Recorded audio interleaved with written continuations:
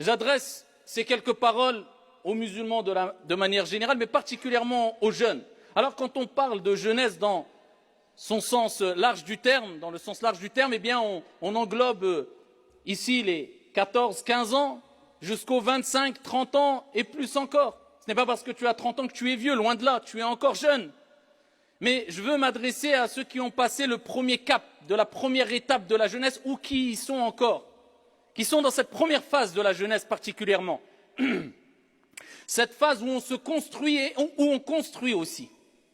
Ceux qui sont dans la période de l'adolescence. Ou alors, disons de manière un peu plus précise, la deuxième étape de l'adolescence. Ceux qui ont passé les 14, 15, 16, 17, ils sont dans les 18, 19 ans.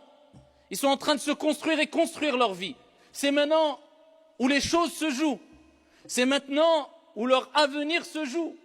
C'est maintenant qu'ils vont construire leur avenir ou détruire leur avenir. Et les parents ont beau le dire, mais il est important quelquefois qu'ils l'entendent d'autres personnes. Peut-être que l'impact sera un peu plus percutant. Mais en tout cas, il est important qu'ils prennent conscience que cette vie est une vie où Dieu ne nous a pas interdit de prendre du bon temps, de s'amuser, de prendre des plaisirs, mais il y a un temps pour tout. Il y a un temps pour s'amuser avec un cadre bien précis et qui ne t'empêche pas de vivre et de t'amuser, de t'épanouir, de vivre en société et d'échanger, d'avancer et d'évoluer, loin de là. Mais il y a un temps aussi où on doit être sérieux. Il y a un temps où on doit être dans l'adoration. Il y a un temps où on doit être dans les études. Il y a un temps où il faut parler sérieusement. Il y a un temps où il faut avoir de la maturité, si tu ne veux pas tout gâcher. Et c'est pour cela que le prophète sallallahu alayhi wa sallam nous dit dans le hadith rapporté par Al-Hakim, profite de 5 avant 5. Profite de 5 choses. Il utilise quel terme? Irtanim, profite. Parce que ça ne dure pas. Parce que tu n'es que quelques jours. Nous ne sommes que quelques jours. Et à chaque fois qu'un jour passe, c'est une partie de nous qui part quelque part.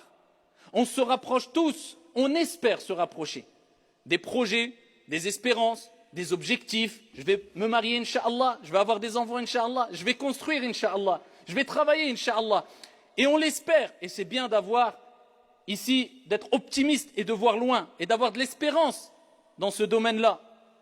Mais ce qui est sûr, parce que ça, ce n'est que des probabilités. Ce qui est sûr, c'est que tu te rapproches chaque jour du jugement, du jour des comptes, de la journée où tu devras payer la note, de ta demeure dernière, si tu veux, al-qabr, sunduq al-amal, la tombe, le caisson des actions.